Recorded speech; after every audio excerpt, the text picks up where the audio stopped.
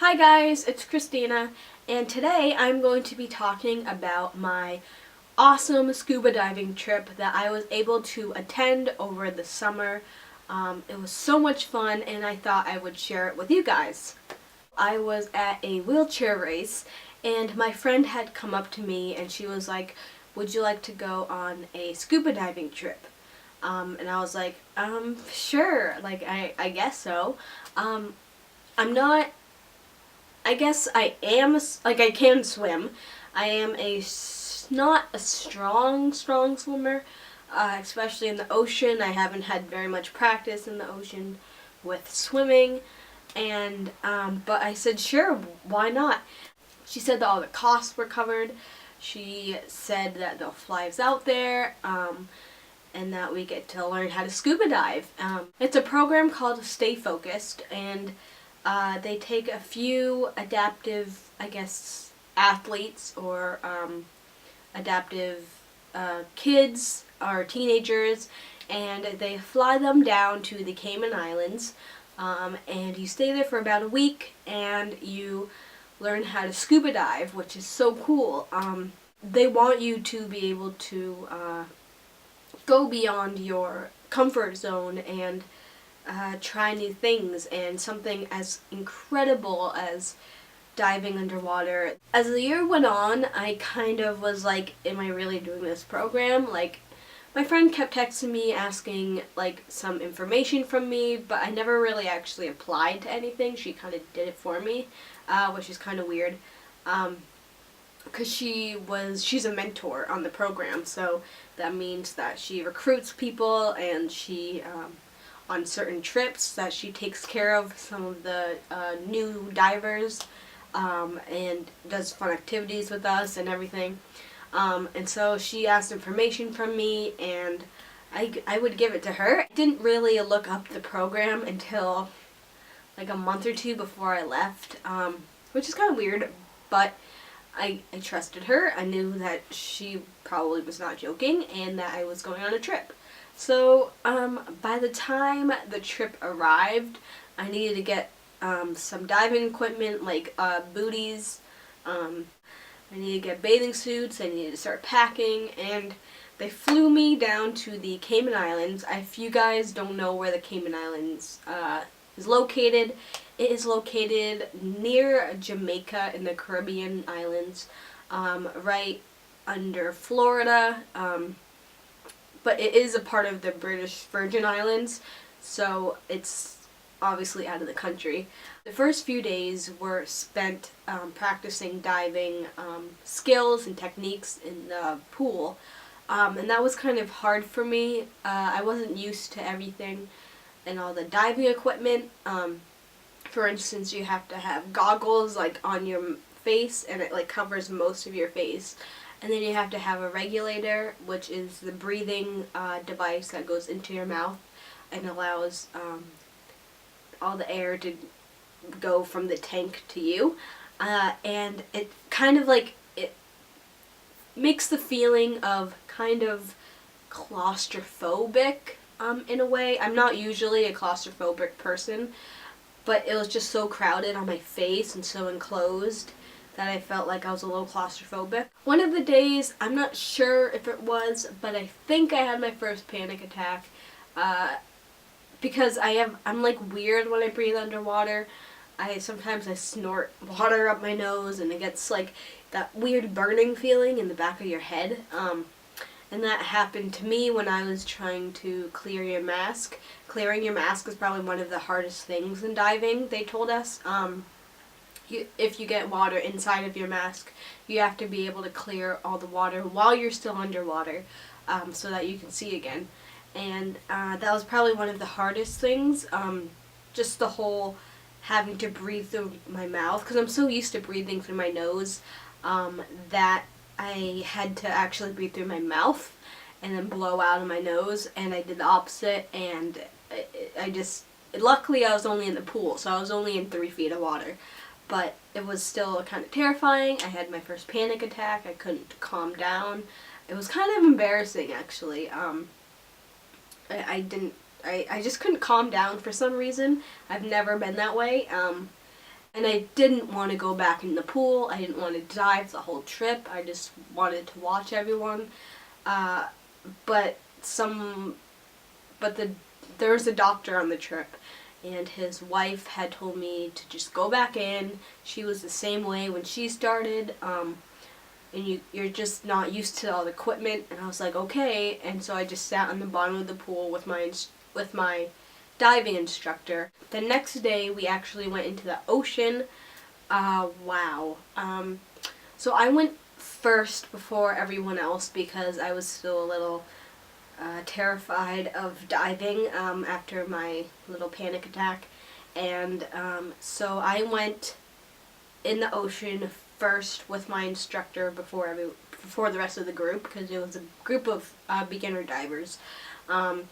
But he wanted me to get used to the water and what it's like. We went to a location called Sunset House, and if you guys have ever dove there, let me know in the comments. It was such a blast. We went down first 10 feet of water and kind of just sat at the bottom. I had trouble equalizing my ears, which means that when you go down deep underwater, or even if you're in a plane, your ears can't pressurize right, and you need a blowout of your ears, basically. So I had a hard time with that. My ears started to hurt a little bit. I took a congestion relief medicine, and it helped a little bit, but it was beautiful. Fish were everywhere. There were, I can't explain the fish that you see in aquariums, the fish that you see if you ever go to a pet store and you look in the saltwater tank and all those colorful fish. It was basically that, but it was beautiful. They're huge fish, rainbow metallic looking scales. There were small, very, very small fish that had rainbow colors, had striped colors, had gray colors, all different types of colors and all different shapes and sizes. And they didn't really care that we were in there. They just kind of strolled by us, and they would go right under my foot, and I'd be like, there's a fish under my foot. And it was just so cool. So that was my very first time doing an open dive, which means that you go into the open water and you dive, obviously. And then the deeper you go, the more interesting it is. So the next time we went on a boat, and we literally plopped ourselves in the middle of the ocean. We could still see land, of course, but we just stopped and we started to get all our equipment on, which is the big tank that you see divers have, which is a vest with some weights to neutralize buoyancy. If you guys don't know what buoyancy is, it's, I guess, how your weight is distributed throughout the water. So if you have positive buoyancy, you're most likely to float. If you have negative buoyancy, you're going to sink. And if you have neutral buoyancy, you kind of just float there. And what else? And we got our masks on, and we got our regulators in, and we went under the water to 40 feet, which was really interesting. I was nervous to go 40 feet because obviously I've never been 40 feet. I didn't know how my ears were going to react because I was a little congested the other day. Like I said before, the deeper you go, the more beautiful it is. There were sea turtles, there were stingrays, there were just a whole bunch of different types of coral. It literally was like a huge aquarium. But it was kind of funny because when we were in the pool, we could barely see 2 feet in front of us. But when we were in the ocean, we can see 10 or 20 feet in front of us. And it was so much fun. There's so much to look at, and it's amazing how every little thing connects in the ocean. How every little piece of coral is alive. How every little hole, every little anemone is someone's home, is someone's feeding ground, is someone's hiding spot, someone's breeding area. It's so cool to think that the ocean is so complicated yet just so calm and so simple. And I think people really, really need to know more about our oceans. We need to learn to have this experience. It has given me so much more appreciation to saving our oceans, because I still can't believe how beautiful it was. And I would love to explore more, maybe study a little bit about the ocean. I'm not very good at science, but it would still be so much fun to just learn and to have that knowledge. We know so much about land that we should know about the ocean, and just as much as we should know about space. Space is a very big interest of mine also, and I feel like those are the two big areas that are so little discovered and just so powerful. The general experience, the people were so nice. The whole group of kids and teenagers were so kind. There were only about 1, 2, 3, 4, 5, about 5 or 6 new beginner divers. So the group was pretty small, and I liked it that way because we were close. Apparently we were the closest group than other groups that have been before. We pulled pranks on each other. We had little inside jokes. We would eat together. We would talk about random stuff. So it was a blast. I'm going back down to the Cayman Islands. They call it a reunion trip. It has opened my eyes. It has given me more confidence.